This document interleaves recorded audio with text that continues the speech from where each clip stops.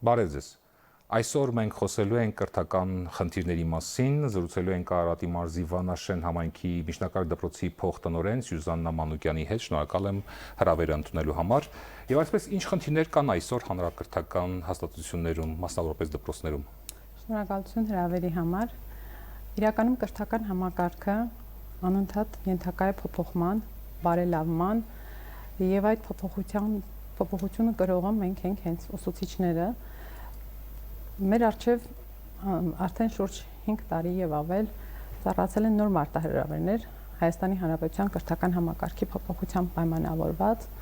Ունենք նոր հանրակրթական պետական չափորոշիչ, փոփոխվել են դասագրքերը, գնահատման համակարգը, իսկ ցանկացած փոփոխությանը ըստիս պետք է արձագանքել դրական։ Ինչու, որովհետեւ փոփոխությունը կարճաժամկետ չէ։ Փոփոխությունը երկարաժամկետ է եւ պետք է սպասենք արդյունքի։ Այ երբ որ կունենանք արդյունք, արդեն կկարողանանք հասկանալ։ Իսկ չափորոշիչներին հեշտ է հարմարվելը։ Այլ բան է, երբ ուսուցիչն է հարմարվում դրան, մեկ այլ բան է, երբ աշակերտն է հարմարվում։ Տեսեք, կրթական գործընթացը իրականում ենթարկվելով փոփոխության թույլ է տալիս ուսուցչին սովորողին չփոխանցել միայն գիտելիք, այլ դրան զուգահեռ ձևավորել արժեքներ։ Այսա հենց մեր կրթական համակարգի ամենակարևոր բաղկացուցիչ մասն է նոր հանրակրթական չափորոշիչում, որ սովորողը պետք է օժտված լինի կյանքի հմտություններով։ Իսկ այդ հմտություն միայն գիտելիքը դա բավարար չէ, որ դրան զուգահեռ պետք է ուսուցիչը կարողանա աջակցել սովորողին սովորել, մտածել, վերլուծել, համադրել իրականը տարբերել անիրականից։ Այն նոր հանրակրթական չափորոշիչը հենց սա է մեզ պարտավորեցնում տալ սովորողին վերլուծելու եւ եզրահանգման գալու հնարավորություն։ Այսօր գիտելիքը ինքը որպես այդպիսին շատ ծավալուն է, բայց միևնույն ժամանակ այսօր սովորողին շատ հեշտ է փոքրիկ հպումով տեղեկատվություն ստանալ համակարգից։ Այ ինչպես նա կարող է դարձնել իրենը, այսա է կարևոր նաեւ ուսուցչի համար։ Այսինքն կա պաշար, իսկ այդ պաշարը նա ինչպես կյուրացնի եւ իր կյանքի ձևավորման կարևոր փուլերում ինչպես կօգտագործի։ Այս դրան պետք է միջամտի ուսուցիչը։ Գիտեք, միշտ մտածում ենք այսպես, որ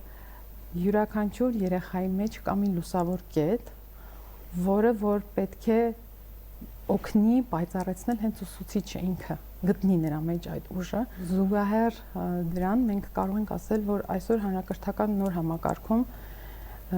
ներդրվել են նաև նախագծային աշխատանքներ, խմբակներ, պարտադիր խմբակներ, ինչ է դա որոնք տալիս են սովորողին ինքնուրույն մտածելու հնարավորություն, տվյալ ունեցած տեղեկատվությունը ճիշտ օգտագործելու հնարավորություն։ Ունենք պարտադիր խմբակ, մասնագիտական կողմնորոշման խմբակ, որը թույլ է տալիս սովորողին դեռ միջին դպրոցից շարժվել այնպես, ինչպես որ ինքն է ուզում, այսինքն հասկանալ մասնագիտությունների դերը կյանքում եւ գտնել այն, ինչը որ իրեն ավելի հոգեհարազատ է, որը որ նրան կյանքի ուղին, որով որ նրան տանելու է։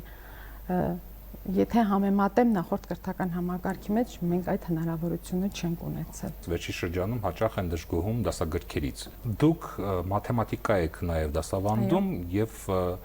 ենթադրվում է, որ մաթեմատիկայի դասավանդման process-ում էական նորարարություն անելու անհրաժեշտություն չկա։ Պետք է դասագիրքը հասանելի լինի յուրաքանչյուր սովորողի իր կարողությունների։ Այսինքն պետք է դասագրքի թեմաները եւ թույլ եւ ուժեղ աշակերտի կարողություններին համապատասխան ձևավորվի։ Տեսեք 10-րդ դասարանում ավագ դպրոցում արդեն մենք ունենք ձևավորված խմբեր, որն եւս նոր կրթական համակարգի փոփոխություններից մեկն է այսօր, եւ մենք թույլ ենք տալիս սովորողին ընտրել այն առարկան, որը նրան հետագայում պետք է բարձրագույն ուսումնական հաստատությունում իր կրթությունը շարունակելու համար։ Եվ այդ երեխայի հետ ուսուցիչը արդեն խորացված ծրագրով նշված առարկան ուսումնասիրում է, իսկ մյուս խմբի հետ ով ունի այլ ուղղվածություն, ենթադրենք հենց ոչ մաթեմատիկական ուղղվածություն, ուսումնասիրում է առարկան ավելի բեռնաթափված ծրագրով։ Օրինակ մաթեմատիկա դասավանդելիս դուք նոր դասագրքերում կան այնպիսի ձևակերպումներ, որոնց հետ համաձայն չեք։ Չէ, իրականում դժվարություն չեմ տեսնում, ճիշտ հակառակը ավելի է թեթևացել, ավելի հասանելի է դարձել մեր մաթեմատիկայի դասագրքերը, իսկ մյուս առարկաների մասով խիստ մասնագիտական խումբը կարող է եզրակացություն կատարել։ Դե իհարկե դժգոհություններ լինում են ուսուցիչների կողմից, բայց գիտեք, եթե մենք ինքներս չսովորենք, փոփոխված փոփոխությունը մերը չդարձնենք, միայն դժգոհենք, մենք որևիցե արդյունքի չենք հասնի։ Եվ երբ որ մենք դժգոհում ենք, նույն արժե համակարգը առհասարակ մեր սովորողներ մեր արժե համակարգը կրողներն են։ Երբեմն գիտակցաբար, երբեմն անգիտակցաբար։ Եթե մենք բողոքում ենք, եթե մեր բողոքը լսելի է աշակերտին, լսելի է ծնողին, աշակերտն էլ է սկսում բողոքել ինքնագիտակցաբար, ենթագիտակցաբար չպատկերացնելով խնդրի դժվարությունը կամ առավելությունը, բայց երբ որ դու փորձում ես աշակերտին կամ սովորողին ասել, որ այս փոփոխությունը իշա քեզ է, օգուտ քեզ է, ու դու հաջողելու ես հաստատ, ինքուց ես վերաբերմունքն էլ է էլի կարևոր։ Մենք ուղղակի չպիտի անընդհատ դժգոհենք, մենք պիտի փորձենք, թեկուզ մեր սխալների վրա։ Այս նույն կրթական համակարգում ես ինքս իմ ուսումնական գործընթացում գտնում եմ լիքը սխալներ։ Հաջորդ անգամ փորձում եմ այդ սխալը վերափոխել, դարձնել ավելի լավը, ավելի ճիշտ, որ դա դառնա իմ սեփականությունը։ Եթե կա խնդիր, թեկուզ եւ դասագրքի հետ կապված, ես դա ինքնուրույն որոշել կամ այդ խնդրին լուծում պատասխան տալ չեմ կարող։ Ինձ պետք են կարծիքներ։ Այսինքն այսօր կան ձևավորված ուսուցչական համայնքներ, որոնց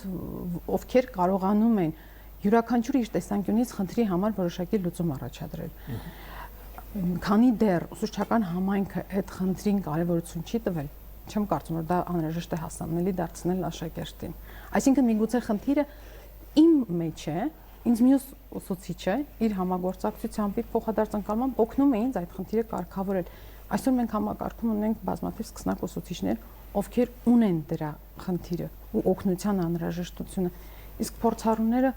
ինչու՞ չեն պարտավոր են անընդհատ օգնել, աջակցել, որ սկսնակներն էլ այս խնդիրը իրենց հետ միասին լուծելով։ Իսկ ծնողները որքանով են ինտեգրված կրթական process-ին։ Սա ըստիս ամենացավոտ կողմերից մեկն է մեր կրթական համակարգի։ Ես կուզենամ, որ մեր այս կրթական, հանրակրթական նոր չափորոշիչների փոփոխությունը հասանելի լինի նաև ծնողներին։ Այսինքն ցանկացած փոփոխության մասին կրթական համակարգի մենք կարողանանք պատշաճ մակարդակով հասանելի դարձնենք ծնողին։ Տեսեք, ասում են գնահատման համակարգը փոխվել է, տարրական դպրոցում այլևս սովորողները միավորային գնահատական չունեն, ձևավորող գնահատում է։ Այս ընկալումը դեռ տարրական դպրոցի ծնողների համար հասանելի չէ։ Նրանք ուզում են տեսնել նիշ, միավոր, մրցակցային ինչ-որ հոգեբանություն, այսինքն ցանկացած փոփոխություն ոչ միայն ուսուցչի համար է, սովորողի համար, այլ նաև կարևոր է, որ ծնողը ճիշտ ընկալի, որ ծնողը ճիշտ ընկալի ու համագործակցի ուսուցչի հետ, հաստատ համակարգը կհաջողի։ Իսկ ուսուցիչ եւ աշակերտ հարաբերությունները ինչ հարթության վրա են գտնում։ Դրանք ավելի շուտ ընկերական հարաբերություններ են, թե Ես իմ սեփական փորձից ասեմ երևի, թե ուսուցիչը պարտավոր է քայլել սովորողի հետ զուգահեռ, ոչ նրա հետևից, ոչ էլ առջևից։ Ու հենց սովորողը գնահատում է իր ուսուցչին, ով իր հետ եւ ընկեր է, եւ ճակերտավոր ծնող է, որը միշտ չէ որ օգտագործում է, եւ ուսուցիչը։ Այսինքն ինչքան էլ որ մտերմիկ հարաբերություններ փորձես ստեղծել քո սովորողի հետ, դու չպետք է մոռանաս, որ դու ուսուցիչ ես։ Եվ մենք ուսուցիչներս պարտավոր ենք ճանաչել մեր յուրաքանչյուր աշակերտին իր տեսակով, իր լավ ու վատ կողմերով։ Չկա վատ աշակերտ, իսկապես դա ճիշտ խոսք է։ Մենք պետք է գնահատենք նրանց յուրաքանչյուրի արժեքը, յուրաքանչյուրի դերը մեր հասարակության մեջ։ Ես միշտ սովորողներին, հենց իմ դասավանդած դասարաններում ասում եմ, ինձ համար բոլորդ հավասար եք։ Այս հավասարությունը, երբ որ խոսքից զատ նրանք տեսնում են քո գործնական գործերում, արդեն քեզ ընկալում են այլ կերպ։ Լավ սովորող, վատ սովորող, բոլորը հավասար են։ Բոլորը իրենց ծնողների լավ երեխաներն են, այո, ամենաառաջնայինը գիտելիքը ինձ համար դառնում է երկրորդական, եթե դու մարդ ես քո բոլոր մարդկային արժեքներով, դու ընկերասեր ես, դու հոգատար ես, դու կարիքից ես, ուրեմն դու լավ մարդ ես։ Ինչքան կսովորես, այդ արդեն քո կարողությունները ցույց կտան։ Եթե հնարավորություն ունենայիք կրթական համակարգում մեկ փոփոխություն իրականացնել, ինչից կսկսենք, որը կլիներ։ Երևի թե ճիշտ համագործակցությունը, եռանկյուն։ ուսուցիչ, ծնող, դպրոց։ Որը դարձել է։ Այսօր այդ գործակցությունը խաթարված է։ Արկա է, բայց որոշակի մասով բացեր կա։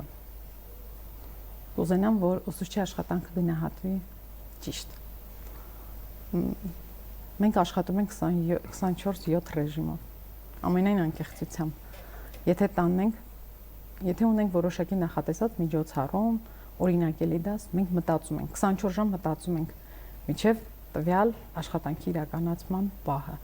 Այսինքն մենք ամեն վայրկյան ուզում ենք գտնել ամենահետաքրքիրը, ամենաստեղծագործ աշխատանքը,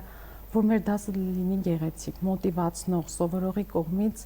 ընդունելի ու հասանելի։ Տեսեք, համայնքային դպրոցների եւ մայրաքաղաքի դպրոցների միջև տարբերություն ակնհայտորեն կա։ Իսկ կրթական համակարգում այդ տարբերությունը առկա է, թե ոչ։ Ձեր հարցի առաջի մասին պատասխանեմ, ես ինքս լինելով այս պահին մարզի փոքրիկ գյուղի ուսուցիչ, ինչու՞ չէ նաև տնօրենի տեղակալ, ասեմ, որ մեր մարզում մեր դպրոցը բավականին առաջավոր է, ինչ առումով, որ ցանկացած ծրագիր, որ մեզ հասանելի է, կրթական նորարարական ծրագիր, մենք դարձնում ենք մերը։ Տնօրենի աջակցությամբ, համախմբած անձնակազմի աջակցությամբ չենք փորձում որպես գյուղական համայնքի դպրոց հետ մնալ, այլ ճիշտ հակառակը։ Եվ նպաստում ենք դրանով, որ մեր երեխաները հասկանան, որ իրենք հավասար են, չկա տարբերություն։ Ես նկատում էի մասնագետների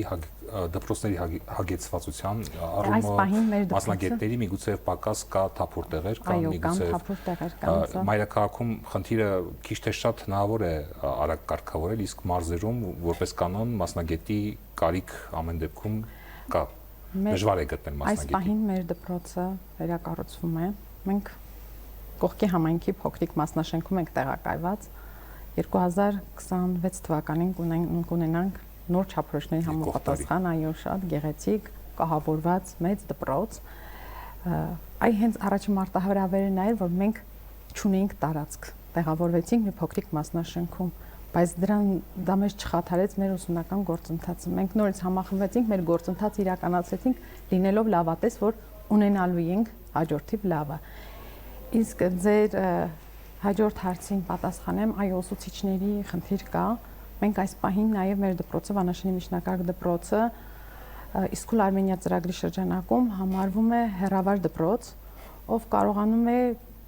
իրականացնել այլ համայնքներում հեռավար դասավանդել։ Արդեն երևի թե 5-6 տարի աշխատում ենք, ես ինքս մենթոր եմ այդ ծրագրի շրջանակում, այո, կա շատ բաց։ Իսկ արդյունավետ է հեռավար ուսուցումը, ինչ եք կարծում։ Եթե ճիշտ է կազմակերպվում աշխատանքը, նպատակին կարող ես հասնել։ Եթե կազմակերպման, որովհետև ինքը ունի կազմակերպման շատ ընթացակարգեր, ճիշտ քայլերի դասավորվածությամբ, այո, կարողանում ես, հատկապես այն դպրոցներում, որտեղ սովորողները ավելի քիչ են, դասարան 1 դասարանում կարող են սովորել 5-6 աշակերտ, ամբողջապես ուսուցիչը կարողանում է հասցնել վերահսկել նաև գիտելիք հաղորդել, այո, գիտելիք հաղորդել, որը կարող է այդ հաղորդած փոխանցած գիտելիքը կարող է մրցունակ լինել, այո, իհարկե, այո։ Ունենք ուսուցիչներ, որոնց հենց հեռավար դպրոցի շրջանակում պահանջում են, որ այդ ուսուցիչը շարունակի դասավանդել, անկախ ամեն ինչից։ Դա չի կարող փոխարինել առկա ուսուցչին, բայց եւ որոշակի չափով խնդիր է լուծում։ Այսօր շատ են բնագիտական առարկաների ուսուցիչների պակաս շատ ունենք։ Ցավում եմ, բայց փաստ է, որ արձանագրում ենք ու թե Երևանում, թե Արագահթակ մարզերում այսօր կա բնագիտական առարկաների ուսուցիչների խնդիր։ Հոկտեմբերի 5-ին նշում ենք ուսուցչի օրը, մասնագիտական օրվա կապակցությամբ իդեմս ձեզ շնորհում եմ բոլոր ուսուցիչներին։ Շնորհակալ ենք։ Եվ ձեր ուղերձը ձեր գոլեգաներին, աշխատակից ընկերներին, գործընկերներին։ Կուզենամ, որ դպրոցները դառնան ոչ միայն գիտելիքի, այլ գիտելիքը գործի վերածող կառույցներ, որտեղ յուրաքանչյուր